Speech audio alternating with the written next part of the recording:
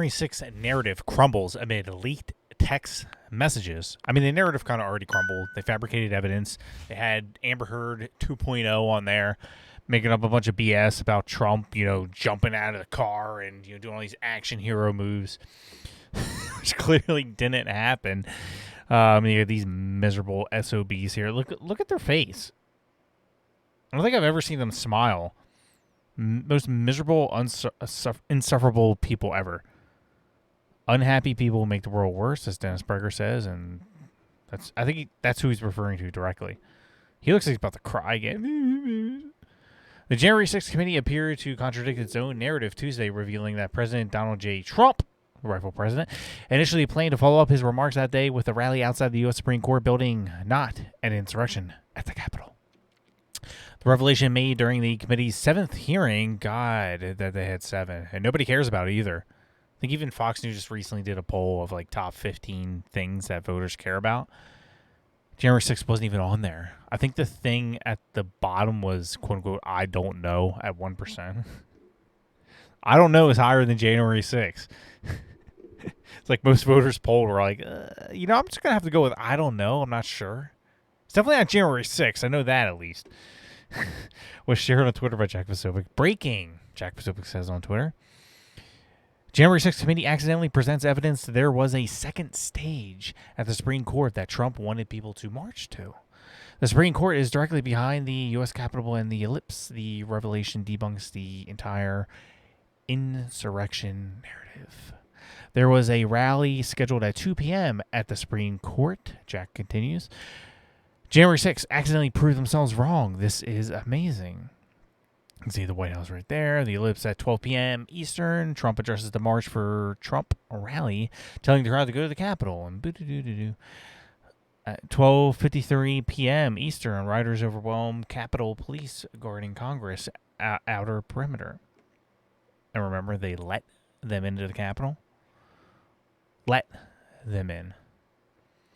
Rally scheduled for 2 p.m. Eastern in support of Stop the Steal. There you go. Posobiec then shared an exhibit. Okay, we just saw that. Additionally, in another tweet, Posobiec shared another exhibit that included text messages between Mike Lindell, an organizer of the March for Trump rally, Kylie Kremer, which seems to support the idea that there was a planned Supreme Court rally. This stays only between us. We are having a second stage at the Supreme Court after the ellipse, Kremer wrote.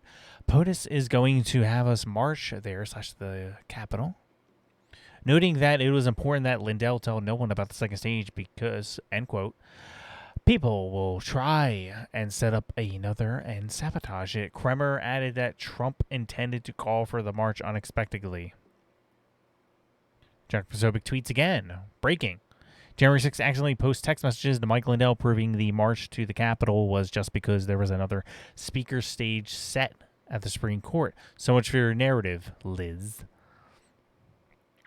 Although January 6th committee member Stephanie Murphy shared these exhibits as evidence that Trump planned the march on the Capitol, Posobiec pointed out that they call into question the narrative that the president intended to incite an insurrection.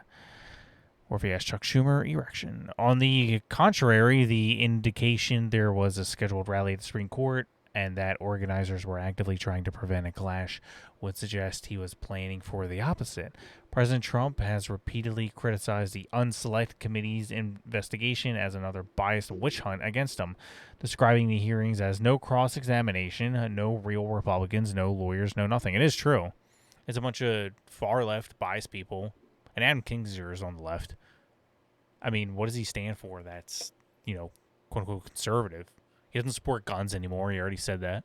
He's like, I'm scared of guns now after I saw some things on television.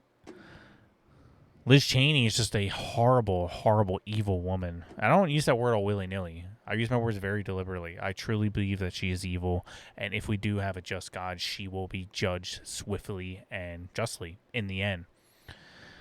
Horrible, horrible woman. What she's doing with not just going after Trump, but what the January 6th prisoners are going through, the hell they're going through. Really the only people that report on it seem to be the Gateway Pundit And it makes me sick to my stomach reading that stuff. What they're going through, my heart goes out to them, to say the least. And we will be covering that soon. I'm going to get some stories together that I think everybody should hear about. Adding that the committee's narrative is fake. The president said Unselect should be forced to disband, and if the committee's own exhibits are to believe, then perhaps he is right. He is right. And this is exactly one of the many reasons, many reasons I want Trump to run again. Because I feel like if he doesn't, if we just give in and say, hey, we need another candidate, let's stop with the Trump stuff. He's too polarizing. He's too this. We're letting them win. We're letting Liz Cheney win. We're letting the January 6th committee win. We're letting the fake Russia hoax win, the fake impeachments. Nobody has gone through the hell that Trump has gone through. Nobody. They are doing everything to stop Trump. And it's not even really about Trump. It's an outsider coming into the swamp. This is a message to everybody out there, all the outsiders. Don't ever take a single step into our swamp. This is ours. You stay the F out of it. And they're trying to make an example of Trump. They want to stop him, anyone who's like him, anyone just challenging the narrative, anybody who doesn't follow along with the establishment Republicans, establishment Democrats. They don't like being questioned. They don't like actually going to work and doing things.